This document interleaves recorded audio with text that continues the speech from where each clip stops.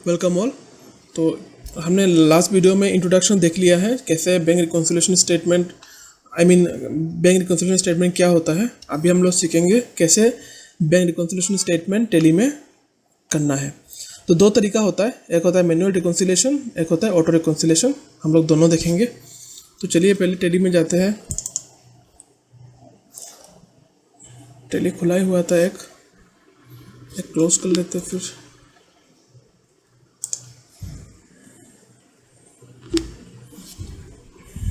अच्छा, अब bank account open करके देखते हैं। ये हो गया बैंक। यहाँ पे बैलेंस है 4,87,000। और बैंक स्टेटमेंट अगर देखते हैं हम लोग, ये हो गया 488,859। तो हम लोग को निकालना है कौन सा ट्रांजैक्शंस के लिए डिफरेंस आ रहा है। यहाँ पे सिर्फ हमने एक महीने का लिया है ट्रांजैक्शंस, इसलिए आपको कुछ कमी दिख रहा है यहाँ पे। लेकिन अगर आप पूरा साल का करेंगे तो बहुत सारा ट्रांजैक्शंस हो जाएगा आपका। तो अभी जैसे हम लोगों को रिकॉन्सिलिएशन पे 2-3 ट्रांजैक्शंस ये मिल सकता है अनरिकॉन्साइल्ड, लेकिन जब आप पूरा साल का बिजनेस का करेंगे तो बहुत सारा ट्रांजैक्शंस आता है। तो इसको आराम से ध्यान से सोच समझ के करिए। तो कैसे बैंक रिकॉन्सिलिएशन स्टार्ट करें। एक हो गया आपका ये गेटवे ऑफ टैली में आके आप डायरेक्टली बैंकिंग में आके स्टार्ट कर सकते हो। यहाँ पे लिखा हुआ है देखिए बैंक रिकॉन्सिलिएशन। यहाँ से आके आप स्टार्ट कर सकते हो रिकॉन्सिलिएशन। बैंक अकाउंट चूज करके ये स्टार्ट हो जाएगा। और दूसरा वे है, आप बैंक अकाउंट ओपन करिए। यहाँ पे ऑप्शन दिया हुआ है रिकॉन्साइल, इसमें क्लिक करिए तो ये आपका आ गया रिकॉन्सिलिएशन मोड पे। अच्छा, अभी हम लोग ऑटो रिकॉन्सिलिएशन करेंगे। इसके बाद आपको दिखाएंगे कैसे मैनुअल रिकॉन्सिलिएशन करना है। ऑटो रिकॉन्सिलिएशन कैसे होता है टैली में, ये जो बैंक स्टेटमेंट है हम लोगों का, ये जो बैंक स्टेटमेंट है मैनुअली हम लोग इसको चेक करने के बजाय डायरेक्टली इस एक्सेल को हम लोग टैली में इंपोर्ट कर लेंगे। तो ऑटोमेटिकली टैली एक्सेल से रिकॉन्साइल करके हम लोग को रिजल्ट दिखा देगा। तो ये बहुत फ़ायदेमंद होता है। अगर आप ज़्यादा ट्रांजेक्शन्स हैं तो आप इजीली रिकॉन्सिलिएशन कर सकते हो विदिन 10 मिनट्स में। मैनुअल करने में आपको बहुत टाइम लग जाएगा। चलिए इसको स्टार्ट करते हैं ऑटो रिकॉन्सिलिएशन स्टार्ट करने के लिए अब यहाँ पे बैंक स्टेटमेंट है, इस पर आपको क्लिक करना है। तो ऐसा आपका एक विंडो आएगा जहाँ पे डायरेक्टरी दिया हुआ है, फाइल सपोर्टेड दिया हुआ है और फाइल नेम। तो ये सब फाइल नेम दिया हुआ है, लेकिन सपोर्ट करेगा आपको अगर देखना है कौन सा फाइल सपोर्ट करता है तो ये एक्सेल, CSV, इस तरीके से ये सब फाइल ही आपका सपोर्ट करता है नॉर्मली। दूसरा फॉर्मेट आप यहाँ पे इंपोर्ट नहीं कर पाओगे। इसलिए आप जब भी बैंक स्टेटमेंट आपके बिजनेस में लेके आए तो आप उसको एक्सेल में एक्सपोर्ट करा के लेके आए, तो आप इजीली उसको एक्सपोर्ट यहाँ पे इंपोर्ट कर सकते हो। तो सपोर्टेड ये हो गया। और यहाँ पे ये सब फाइल है। हमको अभी देखना है कि हम लोग का जो बैंक स्टेटमेंट है वो कौन सा डायरेक्टरी में है। तो वो डायरेक्टरी यहाँ पे देने के बाद ही हम लोग सिलेक्ट कर सकते हैं। तो चलिए, ये अगर डेस्कटॉप में उसका और एक कॉपी है आपका ई ड्राइव में, ई ड्राइव से सिलेक्ट करने से आपको तो ईजी होगा। सॉरी, ये हो गया टैली का डाटा, ये हो गया बैंक स्टेटमेंट। ये मेरा लोकेशन है बैंक स्टेटमेंट का। एक बार ओपन करके देख लीजिए। ये हो गया बैंक स्टेटमेंट। इसको हमको टैली में इंपोर्ट करना है। तो ये लोकेशन का भी यहाँ पे जाइए, डायरेक्टली यहाँ में क्लिक कर दीजिए, कॉपी करिए और यहाँ पे आके डायरेक्टरी में बैक स्पेस देके डायरेक्टरी में पेस्ट कर देना है। इसको पहले डिलीट कर दीजिए, एंटर। अब देखिए यहाँ पे ऑटोमेटिकली एक्सेल यहाँ पे रिकॉग्नाइज हो गया है। अभी इसको फिर एंटर में प्रेस करिए। देखिए इंपोर्टिंग ट्रांजैक्शंस ऑलरेडी इंपोर्ट कर दिया है। Total entries in bank statement 20 था, रिकॉन्साइल हो गया 13, एडिशनल बैंक एंट्री 7 बाकी है। तब फिर आप एंटर प्रेस करिए तो ये ऑटोमेटिकली ये टैली डेट पुट कर दिया है यहाँ पे। आप इसको एंटर मारते रहिए।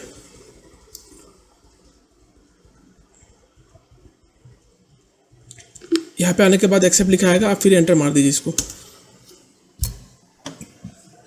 फिर रिकॉन्साइल में क्लिक करिए तो देखिए आपका ये जो amount not reflected in companies book, ये सब एक लिस्ट आया है जो कि कंपनी बुक के साथ आपको मिलाना है। जब ये ऐसा दिखाएगा आपको तो आप ये सब रिकॉन्साइल करना है। ये सब कुछ ट्रांजैक्शंस टैली ने निकाला है जो आपको एक बार देख के उसको रिकॉन्साइल करना है कंपनी बुक के साथ। तो इसको रिकॉन्साइल करने के लिए आप यहाँ पे क्लिक करना है रिकॉन्साइल ऑल अनलिंक्ड। इसमें क्लिक करने के बाद आपको ऐसा एक विंडो आएगा जहाँ पे आपको दिखाएगा रिकॉन्सिलेशन कैसे करना है। देखिए, transactions from bank statement to be reconciled, cash deposit 1 तारीख को फरवरी को कैश डिपॉजिट दिया हुआ है और कंपनीज बुक में ये हो गया एज पर बैंक रिकॉर्ड 1,20,000, ये हो गया एज पर टेली का रिकॉर्ड। तो अनरिकॉन्साइल्ड ट्रांजैक्शन फ्रॉम कंपनीज बुक, तो ये मिल रहा है। फर्स्ट 1 फरवरी को कैश डिपॉजिट था 1,20,000, तो अगर ये मिल रहा है तो आप उसको एंटर प्रेस करिए, इसको रिकॉन्साइल सक्सेसफुली माने ये मिल गया, फिर एंटर करिए। दूसरा आया 9 फरवरी को डिपॉजिट है 85,000, कंपनी बुक में ही 9 फरवरी को 88,000 डिपॉजिट है, माने मिल रहा है, फिर एक्सेप्ट करिए इसको एंटर प्रेस करके। थर्ड फिर से आपका 75,000 15 फरवरी को, इसको भी आप एंटर प्रेस करिए, डन। अच्छा, यहाँ पे है मेन चीज़, जैसे 16 फरवरी को बैंक चार्जेस डेबिटेड हुआ है 119 रुपये, जो कि कैश बुक में एंट्री नहीं है, माने टेली में ये एंट्री नहीं है। हम लोग ने जानबूझ के इसको स्किप किया था, इसलिए कि हम लोगों को रिकॉन्सिलिएशन स्टेटमेंट में इस चीज़ को पता चले क्यों हमने इसको स्किप किया था। अभी देखिए यहाँ पे एंट्री नहीं है, इसका यहाँ पे एंट्री नहीं है, तो इसको हमको एंट्री लेना है, तो हम लोग बाद में लेंगे इसको। अभी के लिए इसको स्किप कर दीजिए, तो हमको समझ में आएगा कि ये एंट्री कैश बुक में नहीं है, इसलिए हम लोगों का बैंक का डिफरेंस आ रहा है। तो इसको यहाँ पे अभी के लिए स्किप कर दीजिए। नेक्स्ट आया है 24 फरवरी को 1 लाख, 24 फरवरी को 1 लाख, ठीक है, एक्सेप्ट।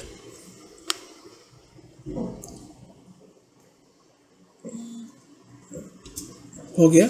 नेक्स्ट सेम है बैंक इंटरेस्ट क्रेडिटेड, ये भी हम लोग ने जानबूझ के स्किप किया था, तो यहाँ पे भी ये बैंक स्टेटमेंट में आ गया है, लेकिन हम लोग का टेली का बुक में ये नहीं है, तो इसको भी स्किप कर लेते हैं अभी के लिए। तो अभी ये हो गया 25,000 रुपये 29 फरवरी को, ये भी एक्सेप्ट कर दीजिए, ये भी ठीक है, तो डन। ये देखिए सिर्फ ये 2 रिकॉन्सिलेशन ये पेंडिंग है, 2 चीज़। यहाँ पे देखिए बैलेंस पर कंपनी बुक इतना है, amounts not reflected in company books, that means ये 2 चीज़ हमने एंट्री नहीं लिए थे, इसलिए यहाँ पे डिफरेंस दिखा रहा है। ऐसा बहुत सारा केस होगा, आप जब रिकॉन्सिलेशन करेंगे तो यहाँ पे रिफ्लेक्ट करेगा, तो आपको यहाँ पे उसी चीज़ का एंट्री लेना है। तो इसमें ये दोनों का एंट्री हमको बुक्स में लेना है, तो आपको सिर्फ यहाँ में क्लिक कर दीजिए, क्रिएट वाउचर में ऑटोमेटिक लेजर क्रिएट हो जाएगा। देखिए 29 फरवरी को ये बैंक चार्ज, इसको आप बैंक चार्ज में लेना है। बैंक चार्ज का अकाउंट हमने क्रिएट नहीं किया, तो यहाँ से हम लोग क्रिएट कर लेते हैं बैंक चार्ज।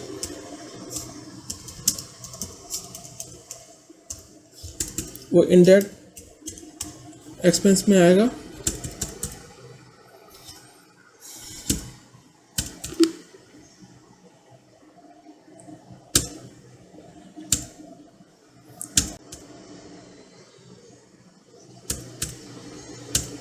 यहाँ पे नरेशन ऑटोमेटिकली ले लिया है बैंक चार्जेस का, आपको सिर्फ एंटर करना है, बस ये हो गया एक। इसका भी आपको सिलेक्ट करके क्रिएट वाउचर में जाइए। यहाँ पे भी बैंक इंटरेस्ट नहीं है, तो हमको क्रिएट करना पड़ेगा बैंक इंटरेस्ट।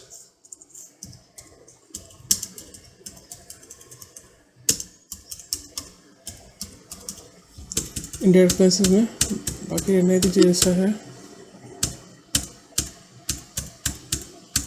देखिए bank interest credited automatic narration आ गया है, यहाँ पे एक्सेप्ट कर लीजिए, डन। ये देखिए पूरा का पूरा ये विंडो खाली हो गया, दैट मीन्स पूरा का पूरा रिकॉन्सिल हो चुका है। अभी एज पर कंपनी बुक भी मिल गया है और एज पर बैंक स्टेटमेंट भी मिल गया है। अभी इसको एस्केप करिए। अब देखिए ये बैलेंस एज पर एन, देखिए ये बैलेंस और हम लोग का बैंक स्टेटमेंट का बैलेंस अभी सेम ही रहेगा। यहाँ पे डेस्कटॉप में जाके कर लेते हैं इसको। ये देखिए ये बैलेंस और टेली का बैलेंस अभी मिला हुआ है। तो इसी तरह से आपको ऑटो रिकॉन्सिलेशन हो जाता है। अभी हम लोग देखेंगे मैनुअल रिकॉन्सिलेशन कैसे होता है। मैनुअल रिकॉन्सिलेशन जितना हो सके आप मत ही करिए, क्योंकि मैनुअल रिकॉन्सिलेशन में बहुत सारा दिक्कत है, बहुत सारा एरर्स आता रहता है। तब भी आपको दिखा देते हैं कैसे होता है इसका।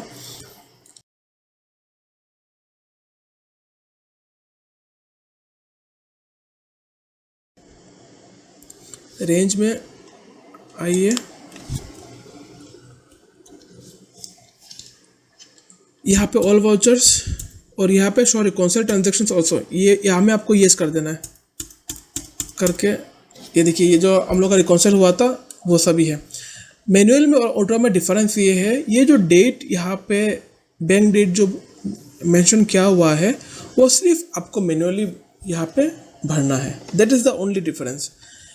जैसे से पैसा हमको मिला था 52,000, एज पर कैश बुक में ये डेट था, लेकिन बैंक में कौन सा डेट में आया है बैंक में, वो डेट आपको यहाँ पे मेंशन करके एंटर करके उसको सिलेक्ट कर देना है। सब डेट जो है वो डेट आपको मैनुअली यहाँ पे आपका बैंक का डेट मैनुअली पुट करके आपको जैसे हमने एक्सेप्ट किया लास्ट में वैसे एक्सेप्ट करना है। ऑटो में क्या होता है, ये ऑटोमेटिकली टेली ट्रैक करके चेक नंबर वाइज सब डिटेल्स डाल के आपका फाइनलाइज कर लेता है, और मैनुअली क्या होता है ये सब डेट हम लोगों को मैनुअली भरना पड़ता है। जब हमने पहले रिकॉन्सिलिएशन स्टार्ट किया था तो ये पूरा ब्लैंक था, तो आपको ब्लैंक में सिर्फ डेट सिंपली दे देना है, देख के उसको एक्सेप्ट कर देना है, बस यही डिफरेंस है और कुछ नहीं। तो हम लोग का बैंक रिकॉन्सिलिएशन आज हो गया, हमने ऑटो रिकॉन्सिलिएशन, मैनुअल रिकॉन्सिलिएशन और बैंक रिकॉन्सिलिएशन क्या है वही समझ गए। Okay, thank you.